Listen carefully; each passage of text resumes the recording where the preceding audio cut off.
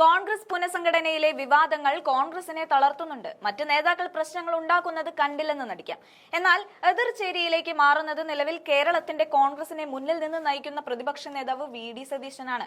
കേരളത്തിലെ കോൺഗ്രസിന്റെയും പോഷക സംഘടനകളുടെയും താക്കോൽ സ്ഥാനം കൈക്കലാക്കിയ KC വേണുഗോപാലിന്റെ അപ്രമാദിത്വമാണ് സതീശന് പിന്നോട്ടടിക്കുന്ന ഘടകം. കഴിഞ്ഞ 2-3 വർഷങ്ങളായിട്ട് കേരളത്തിലെ കോൺഗ്രസിനെ മുന്നിൽ നിന്ന് നയിച്ച സതീശൻ പക്ഷേ പുനഃസംഘടനയോടെയാണ് അപ്രസക്തനായത്. KC പക്ഷം പൂർണ്ണമായും ശക്തി കൈവരിച്ചതോടെ പിൻവലിഞ്ഞു നിൽക്കുകയാണ് സതീശൻ.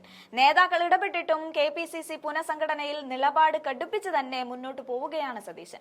പുനഃസംഘടനയിൽ കൂടിയാലോചന നടന്നിട്ടില്ല എന്ന പരാതിയെ തുടർന്ന് ഉടൻ വിളിച്ചു ചേർത്ത KPCC യോഗത്തിൽ പങ്കെടുക്കില്ല എന്ന് VD സതീശൻ അറിയിച്ചു.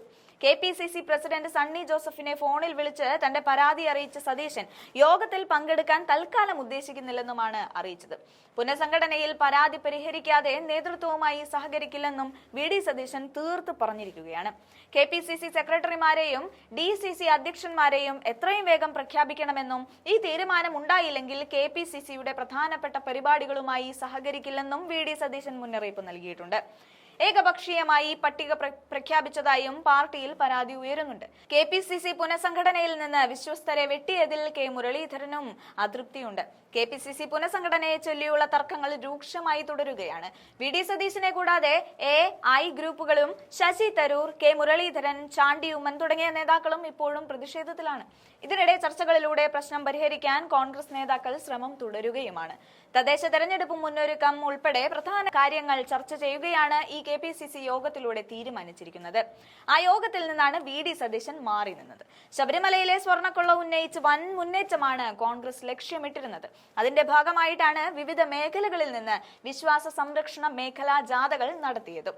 പ്രധാന നേതാക്കൾ തന്നെ ക്യാപ്റ്റന്മാരായിട്ടുള്ള ജാഥകൾ വിജയകരമായാണ് പുരോഗമിച്ചത്. ഇതിനിടയിലാണ് കോൺഗ്രസിലെ പുനഃസംഘടനയുടെ പട്ടിക പുറത്തു വന്നതും.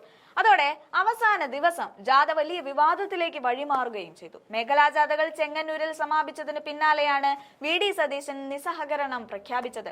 ഇത് സംബന്ധിച്ച ചോദ്യങ്ങളിൽ മാധ്യമങ്ങളോട് ക്ഷോഭിച്ചാണ് VD സതീശൻ പ്രതികരിച്ചത്. പുനഃസംഘടന സംബന്ധിച്ച ചോദ്യങ്ങൾക്ക് മറുപടി പറയില്ലെന്ന് അദ്ദേഹം പറഞ്ഞു. എന്നോട് ഇത്തരം ചോദ്യങ്ങൾ ചോദിക്കേണ്ട എന്നായിരുന്നു സതീശന്റെ നിലപാട്. തുടർന്ന് പദയാത്ര തുടങ്ങിയപ്പോഴും പിൻവലിഞ്ഞാണ് സതീശൻ നടന്നത്. മുൻനിരയിൽ രമേശ് ചെന്നിത്തലയും അടൂർ പ്രകാശ് അടക്കം നിന്നപ്പോൾ സതീശൻ മുന്നിലേക്ക് വന്നതേയില്ല. മാധ്യമങ്ങൾ അടുത്തേക്ക് വരുമ്പോൾ കൂടുതൽ പിന്നിലേക്ക് പോയി ഒളിക്കുകയും ചെയ്തു. എന്തായാലും പുനഃസംഘടനാ പട്ടിക പുറത്തു വന്ന് ആഴ്ച 1 പിന്നിടുമ്പോഴും സതീശന്റെ ആവശ്യം പരിഗണിക്കാനുള്ള നീക്കങ്ങളൊന്നും AICCയിൽ നിന്ന് കാണുന്നതേയില്ലെന്നതാണ് വാസ്തവം.